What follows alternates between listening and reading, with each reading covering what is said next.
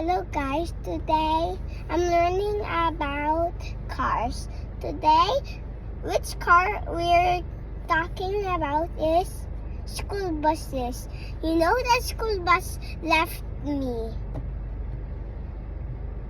Why? because all the kids are there and they did not forget about me. No, it's not your school bus. It's Tita car, your school bus.